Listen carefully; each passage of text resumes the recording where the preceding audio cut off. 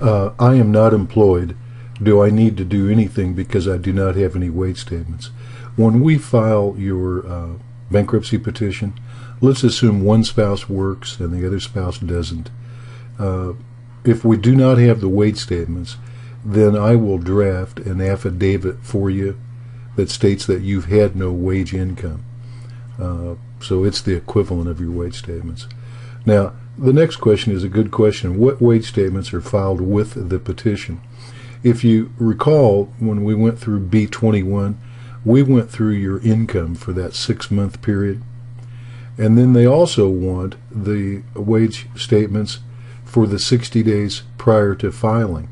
So if you put those two rules together, the equivalent of it is they want 7 months of wage statements going back from the date of filing. So you and I need to coordinate that so that I have all those wage statements. If we get a printout from your employer through such and such date, you're either going to have to get an up-to-date copy from your employer when we file, or use the earlier copy but keep all your wage statements after you get the printout from the employer. They're a pain in the neck, but they're not a problem. After filing, am I permitted to sell assets and incur debt? Here's the rule. When you file your bankruptcy petition, whether it's a Chapter 7 or a Chapter 13, you remain in possession of all your assets. However, as of the date you file the petition, you do not own those assets. Those assets are now owned by the bankruptcy estate. It's as if when we filed the petition, we created a new person called the bankruptcy estate. Well, here's the way it works. You and I will attend your 341 meeting, and that's 4 to 6 weeks after you and I file your petition. If no one objects to your exemptions within 30 days after that meeting, then without anything being done, the assets, just by statutory provision, are returned to you. The ownership is returned to you, and then you can therefore do anything you want to do with those assets. Now, incur debt. If you are in Chapter 7, you can incur debt the day after you file your petition. There is no restriction on that. It's just that that new debt will not be included in your bankruptcy. It's different for Chapter 13. In Chapter 13, you can incur debt of $2,500 or less and just notify the trustee's office that you're incurring that debt and why you're incurring it. If it's over $2,500, then you need to contact me and we'll file a motion with the court explaining the particulars of what you want to do. For example, let's say you've been in Chapter 13 for a year and you want to sell your home and buy another one. Well, we'll have to get permission from the bankruptcy court to do that. They're very liberal. The judges are very liberal. They do not want to be paternalistic with you and restrict your decision making. At the same time, they need to look at it. So don't worry about it. Just, if you can, get me a copy of the contract of the new home you're going to buy, or maybe the new car you're going to buy, and I can attach that to my motion and say, okay, Judge, this is what these folks want to do. While I'm in Chapter 13, am I permitted to borrow money? That's essentially the last question.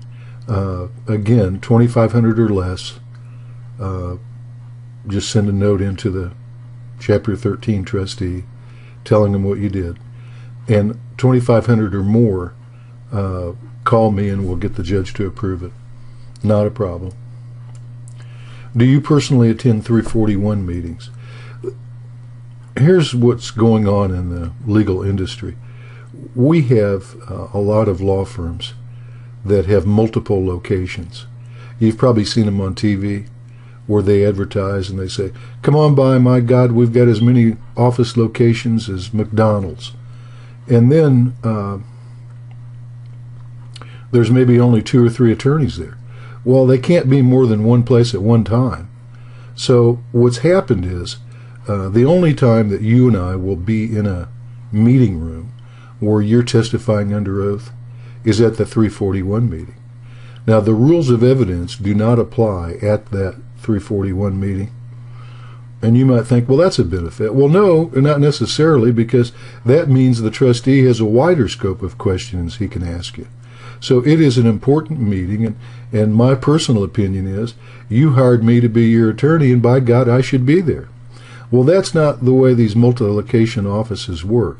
In fact, a lot of attorneys that have one office have no intention of ever attending a 341 meeting. Instead, what they'll do is they will hire a stand-in attorney to appear with you at that 341 meeting. So if you regularly go to 341 meetings like I do, there's always debtors out in the hallway asking me if I'm such and such lawyer, because they've been told by their lawyer that something unexpectedly came up or something happened, and somebody's going to stand in as their attorney during the 341 meeting. Well, the reality of it is that stand-in attorneys, as a general rule, they're paid $50 to represent you. And in almost all cases, they know absolutely nothing about your case. They're just keeping the attorney from not getting in trouble for not being there at your meeting. So, yes, I do attend all 341 meetings, and I think that's important. I think that's why you hired me, was to be your lawyer. Now, if you want to meet with other attorneys for a no-charge conference, feel free to do so, but why don't you ask them if they attend 341 meetings? If you've got an attorney whose office is quite a distance from Springfield, and your meeting is here in Springfield, then whether he's one of these TV firms or not, he's probably not going to attend your 341 meeting. He'll hire a $50 lawyer to stand in for him. If that's the kind of legal representation you want, I would be very surprised. Do you charge for phone calls? You know, the odd part about the multi-location TV firms and all, they have a tremendous overhead. You can't advertise on TV and spend thousands of dollars every week without making it up somewhere. So a lot of those firms will charge you $50 per phone call. No, I don't charge for phone calls.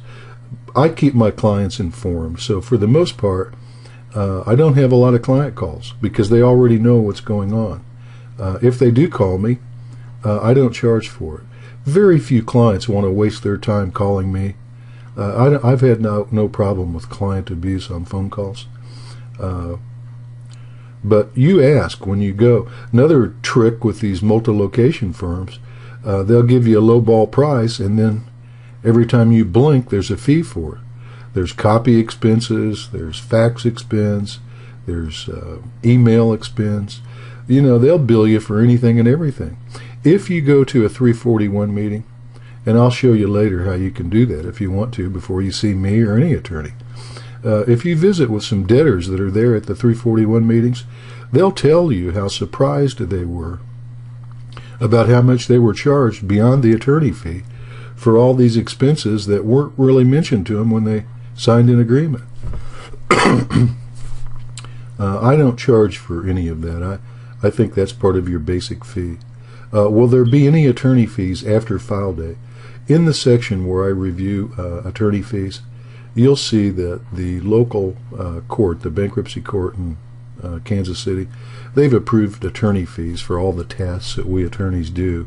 We can charge up to that amount. When we get into that, I'll cover that. But I charge 75% of the approved amount, and that's it. I don't charge any more than that. You know, this personal service, if you've got 4 locations and you're advertising on TV, how personal a service do you think you're going to get? Let me tell you, you're going to be dealing with paralegals. Period. How else could it be? How can that attorney be at so many locations at one time? So don't be sucker punched. You're going to pay more. You will pay more. You're not buying attorney services. You're paying for a TV ad. Well, the TV's not coming to court with you. So hire me, hire a responsible attorney who's not trying to sucker punch you.